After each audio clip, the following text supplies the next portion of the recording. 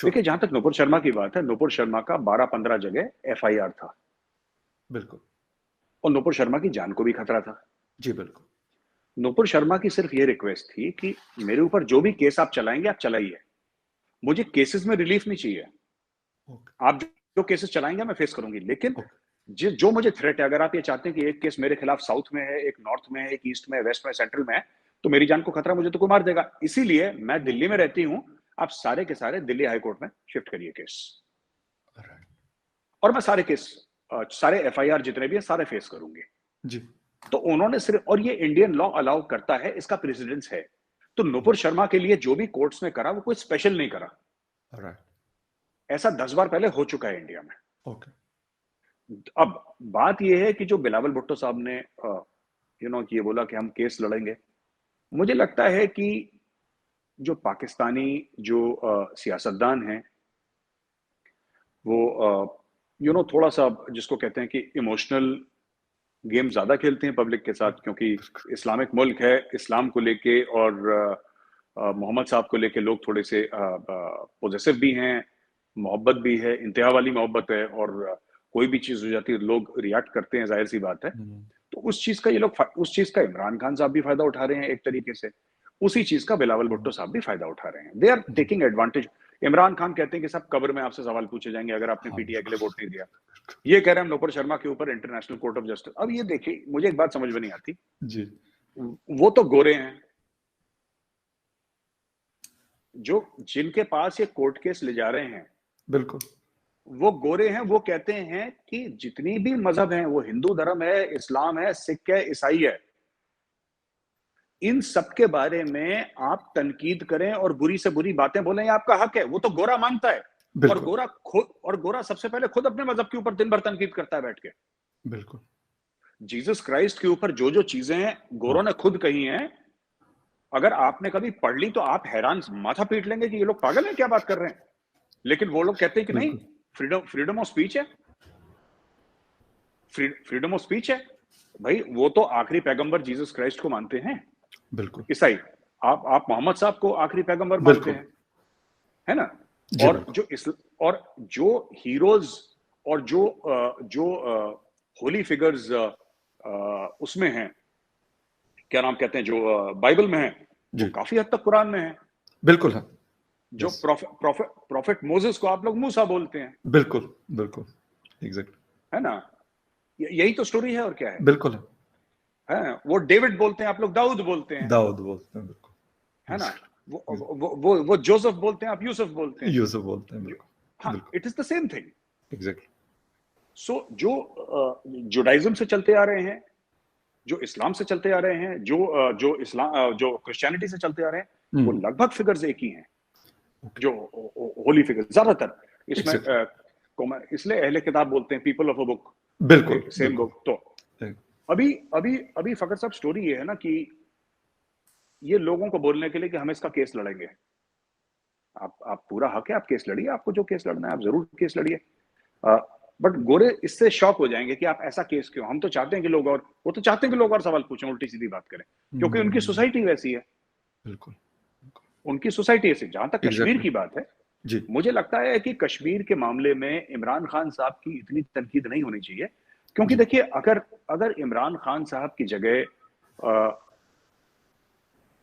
जरदारी साहब होते जी, या इमरान खान की जगह नवाज शरीफ साहब होते, तो ये क्या कर लेते। देखिए, बात ये ना, इन्होंने भी ऐसी करना था कुछ। इमरान खान साहब ने गुस्सा हो गए, मोदी जी को गालियां दे दी, ट्वीट कर लिया, कहानी खत्म हो गई। बिल्कुल। बात ये है कि 370-35 से तो बाद में आया ना जी। 370-35 से तो 2019 को आया। कश्मीर बहुत पहले पाकिस्तान के हाथ से निकल गया था। राइट। बहुत पहले निकल गया था, दिहाइयों पहले कश्मीर निकल चुका है पाकिस्तान के हाथ। बस पाकिस्तान में वो, और जो अशराफिया है उसमें रियलाइजेशन भी है, कि निकल गया। लेकिन अब लोगों के सामने कैसे बोल दें यार कि ये हो चुका है। तो तुम्हें बोला था कि हाँ ये हो चुका है, ये तो हाथ से निकल गया। तो उनके लिए बड़ी प्रॉब्लम है कहने के, क्योंकि आपने अगर एक बार बोल दिया, एक कहानी अंग्रेजी में कि एम्परर हैड नो क्लोथ्स, आपने सुनी होगी कहानी कि बादशाह सलामत तो नंगे हैं, बादशाह सलामत तो कपड़े ही नहीं पहने उन्होंने। बिल्कुल तो अब ये कैसे बोल दें कि बादशाह सलामत नंगे? You can not say that. आप पब्लिक को नहीं बोल सकते, पब्लिक खा जाएगी आपको। आपने शेर की सवारी करी है ना फकर साहब, बिल्कुल। अब शेर से उतरे कैसे? तो ये चीज है। देखिए मैं आपको बताता हूं कि आखिरी चीज मैं इसमें ऐड करना चाहता जी हूं विद योर प्लीज, परमिशन। जी प्लीज। फकर फकर साहब, इंडिया का कोई भी इंडियन गवर्नमेंट की ये पॉलिसी नहीं है, या कोई भी ऑफिशियली अनऑफिशियली इंडिया ये नहीं चाहता कि पाकिस्तान को निगल ले। ओके।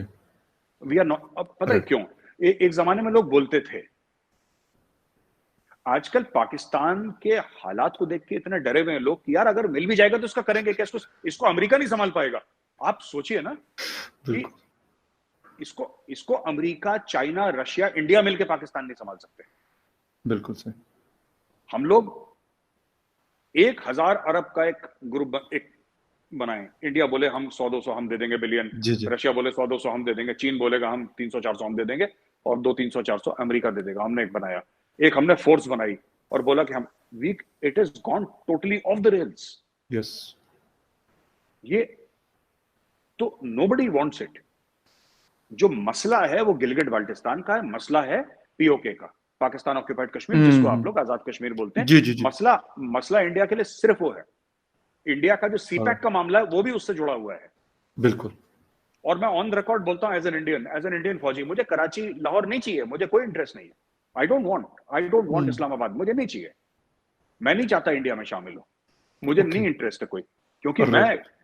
सर मैं मुझे बीपी से मर जाऊंगा मैं यहाँ पे। लेकिन इतना लेकिन आपको नहीं लगता है बहुत। कि इज इट पॉसिबल मेजर साहब, इज इट पॉसिबल कि मतलब जो आजाद कश्मीर है हमारा या फिर जीबी है उसको लेना, मतलब डू यू थिंक कि लिया जा सकता है वापस?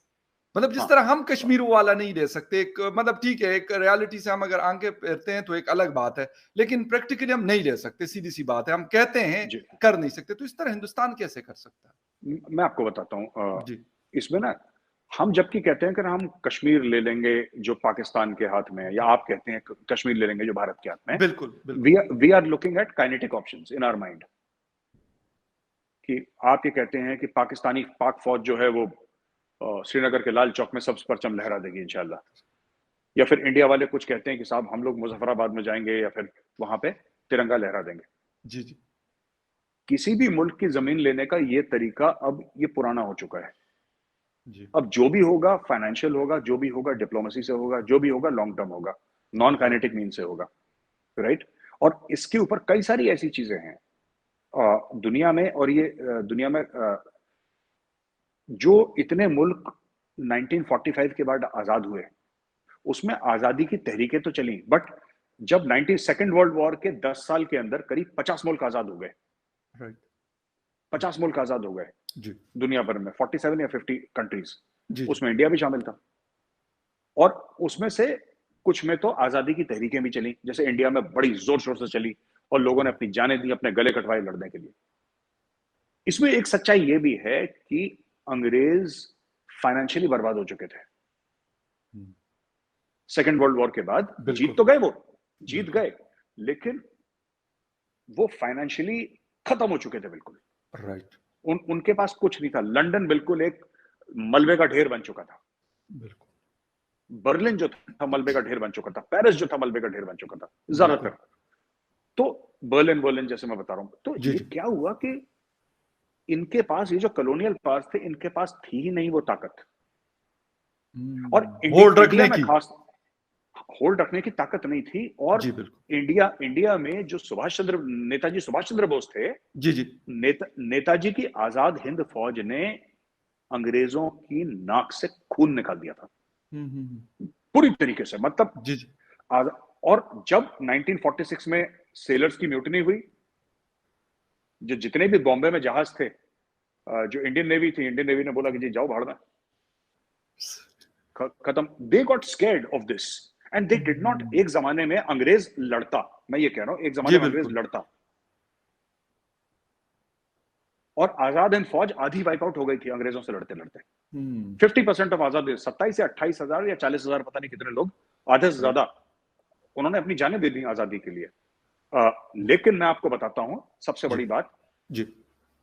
अंग्रेज बाय 50, 52, 53 इतने खत्म हो चुके थे ना कि दे सेड कि बॉस अब हमारे बस का नहीं है।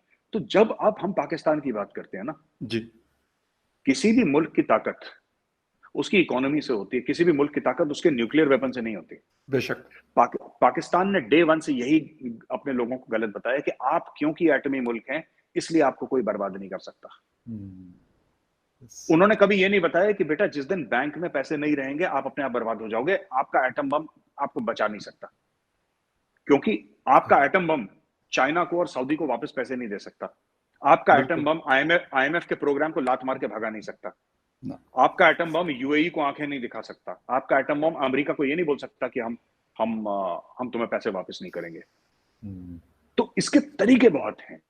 मैं ये राइट, नहीं कह रहा कि इंडिया ऐसा राइट। करेगा, मैं आपको एक तारीख बता रहा हूँ नहीं, इंडिया ऐसा बिल्कुल, करेगा। बिल्कुल ये बात आपकी सही है और अगर फाइनेंशियली वीक होता है कोई फैमिली हो या कंट्री हो, तो उसके लिए फिर सर्वाइव करना बड़ा एक मुश्किल काम हो जाता है और नो डाउट अबाउट इट कि हमने पिछले अगर हम 20-25 सालों को देख लें या 30 सालों को देख लें, तो इसमें काफ़ी हमारी चीज़ें एक तो कर्ज़ा बहुत बड़ा है, $116 अरब से ऊपर है और इसके साथ-साथ हमारी जो आमदन है, इनकम हमारी मतलब शायद उससे बहुत कम है, इसलिए हम कर्ज़ों में डूब रहे हैं। लेकिन मेजर साहब थैंक यू वेरी मच बहुत शुक्रिया थैंक यू। आपके टाइम का